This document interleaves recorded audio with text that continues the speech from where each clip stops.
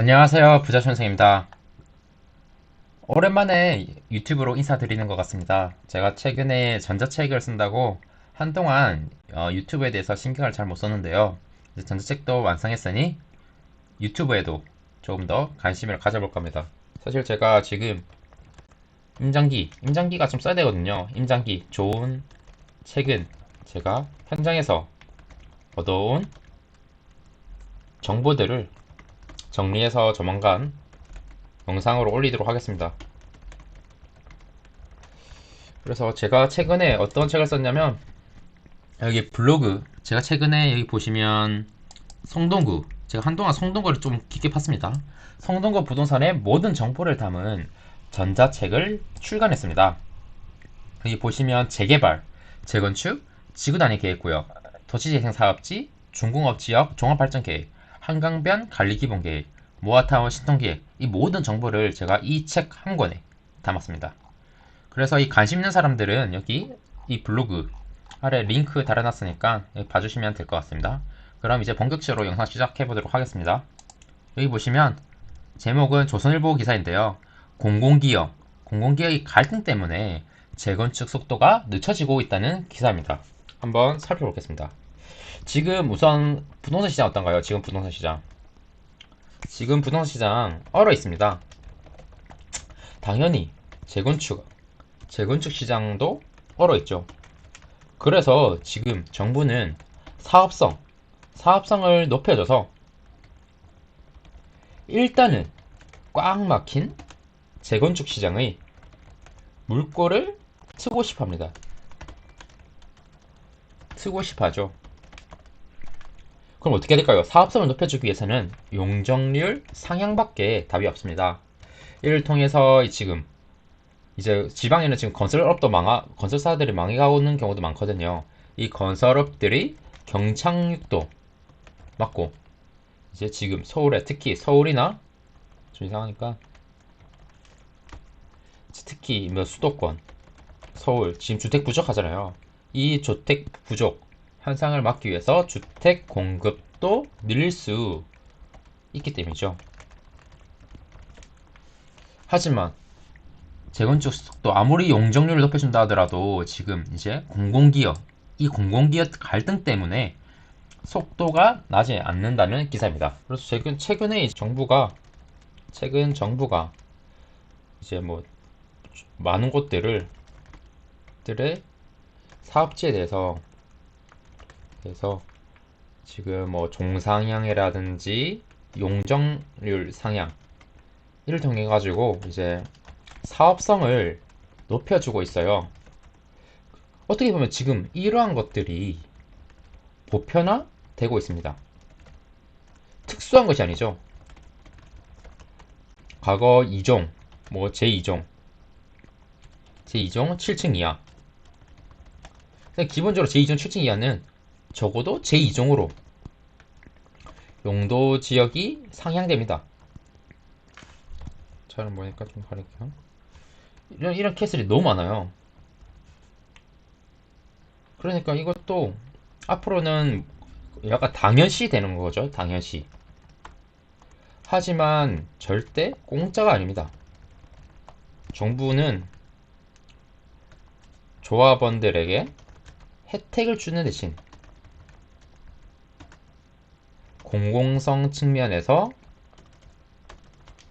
얻고자 하는 것이 있습니다. 대표적으로 어떤 게 있나요? 뭐 예를 들면 뭐 임대주택이 있고, 그럼 도로, 뭐 공원, 문화시설, 뭐 이런 식으로 공공을 위해서 공공 측면에서 당연시 제가 어떻게 보면 이제 공중의 공간을 쓸 수 있는 권한을 줬으니까 이제 건폐율을 좁혀라는 거잖아요. 건폐율. 그러니까 땅에는 공공성 측면으로 사용하자. 공중은 이제 살 공간으로 써라. 이런 의미라고 볼 수 있습니다. 하지만 그거 아시나요? 이 기부 체납이라죠. 기부 체납. 여기에도 급이 있습니다. 사실 급이라고 하기는 좀 그렇죠. 사실 급이라는 표현보다는 사실 선호도가 있죠. 선호도. 조합원들이 선호하는 이제 종류가 있습니다. 뭐 용적률을 성향하기 위해서는 기부 체납 사람들이 이제 받아들입니다. 어쩔 수 없죠. 근데 그러면 이왕 기부 체납하는 거 자신의 거주지 근처에 좋은 시설이 들어서는 것이 좋죠. 예를 들어 보세요. 내가 이제 제 땅을 줬어요. 근데 바로 옆에 공원, 어떤 문화시설 이렇게 들어서면 어떤가요? 본인들에게 좋습니다. 뭐 많은 사람들이 물론 사용하겠지만 조합원들에게도 좋은 시설입니다. 반면 뭐랄까요? 임대주택도 뭐 그렇고 여기서 언급되는 이제 노인시설, 노인보호시설은 사람들은 솔직히 그렇게 선호도 측면에서 보면 선호 대상이 아니죠. 선호 대상이 아닙니다. 사실 어떻게 보면 임대주택도 사실 보편화되었습니다. 당연시 되었죠. 물론 이 또한 처음에는 가정을 겪었습니다. 그 가정에서도 문제가 발생했죠. 임대주택을 별도의 이제 보통 아파트로 치면 동이죠. 별도의 그러니까 별도 건물에 지음에 따라 사회적 차별 이런 문제가 발생한 것입니다. 그래서 정부는 어떻게 했나요? 이러한 문제를 해결하기 위해서 이제 서울에서 소셜믹스라죠. 소셜믹스가 도입됩니다. 그래서 임대주택을 별도의 건물에 짓는 것이 아니라 일반 분양 이런 주택들과 구분 없이 짓자는 것입니다. 그래서 이러한 정부의 의도대로 그러니까 소셜 믹스를 받아들인 것들의 사업지는 추진 속도가 빨랐습니다. 당연히 서울시는 행정적 지원, 더 많은 인센티브를 받았죠. 반면 소셜 믹스를 받아들이지 않은 곳은 인센티브도 적게 받고 사업이 더뎠습니다. 추진 속도가 더뎠습니다. 그럼 또 다른 기피하는 시설, 이제 여기서 언급되는 노인 복지 시설을 살펴보도록 하겠습니다. 여러분 집 주변에 노인 복지 시설 들어서는 것 어떻게 생각하시나요? 물론 고령화 되고 있습니다. 고령화 시대 노인 복지 시설에 대한 수요가 늘어나고 있습니다. 그럼 당연히 공급이 되어야겠죠. 하지만 아무도 공급하고 싶어 하지 않습니다. 돈도 안 되고 사실 더 좋은 선택지가 있잖아요. 더 좋은 선택지. 공원, 문화시설 이런 거 원하지 노인복지시설을 주변에 짓고 싶어 하지 않죠. 그리고 따라서 정부는 결국은 이것도 노인복지시설도 시간이 지남에 따라서 보편화 될 것이라고 생각합니다. 하지만 그 보편화되는 과정에서 사람들을 손하지 않으니까 정부는 또 인센티브를 줄 것입니다. 참고로 지금 서울시에 그러니까 과거 역세권 청년주택, 지금 청년 안심주택이라고 하거든요. 청년 안심주택. 이것들이 정말 핫했습니다. 지금 뭐 역세권에 가보면 약간 이제 민간 임대사업자들이 청년 안심주택을 짓고 있는 것을 볼 수 있습니다. 근데 이제 앞으로는 청년 안심주택이 아닌 어르신 안심 주택의 공급을 힘쓰고 있습니다. 마찬가지로 이제 어르신 안심주택을 지으면 엄청난, 그러니까 파격적인 인센티브를 부여함으로써 이제 사업성을 높여주는 거죠. 돈을 벌게 해주는 겁니다. 그래서 지금 여기서 이제 언급되는 것들을 보면 여기 나오죠. 서울 여의도 시범 아파트가 나옵니다. 시범 아파트 지금 신통기획을 추진하고 있거든요. 신통기획. 그리고 이제 또 다른 예시는 바로 여기 보시면 신반포 7차 나옵니다. 신반포 7차. 신반포 7차. 여기는 이제 공공재건축 사업지입니다. 여기서는 이제 공공기업 갈등 때문에 재건축 추진 속도가 느리다는 것인데요. 우선 그 시범 아파트부터 살펴보도록 하십니다. 시범 아파트.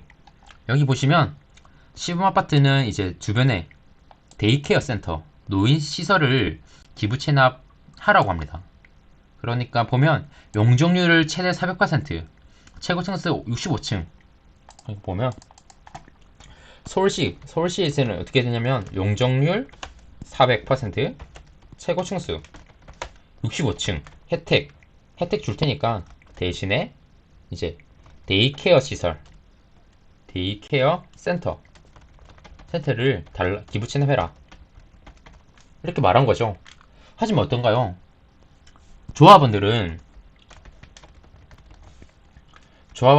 데이케어 센터가 들어서야 한다면 차라리 신통기획 방식을 철회하는 낫다라는 생각하는 사람이 많다는 거죠. 사실 이 사람들에 있어서는 새 아파트를 원하는 거지. 뭐 물론 돈을 많이 벌면 좋겠죠. 솔직히 이 뭐 다양한 용적률 상향, 그리고 뭐 층수 고층 짓게 주는 이런 인센티브, 이거보다 데이케어 센터 안 짓는 것이 더 큰 이득이라고 생각하는 거죠.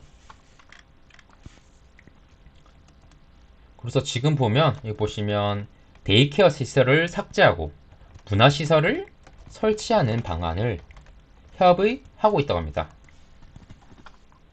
사실 이거는 시범 아파트뿐만 아니라 모든 재건축 사업지 다 마찬가지일 거라고 생각을 합니다. 그리고 신반포 7차를 살펴볼까요?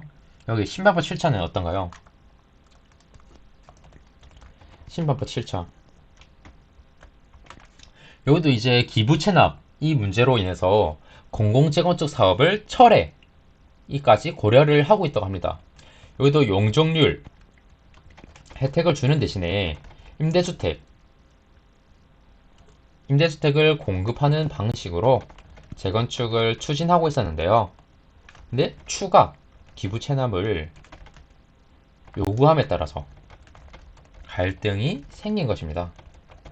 그래서 여기 보면 이미 임대주택을 제공하기로 했는데 왜 또 추가하냐? 그 근거가 없다고 조합원들이 맞서고 있는 것이죠. 그래서 지금 이 조합원과 서울시 갈등이 계속 심화되고 있는 것입니다. 사실 앞으로는 이런 사례가 계속 나올 것이라 생각합니다. 그래서 하지만 정부는 급하죠. 서울시는 급합니다. 뭐 정부도 마찬가지죠. 제 생각에는 더 파격적인 인센티브 줄 것이라고 저는 생각합니다.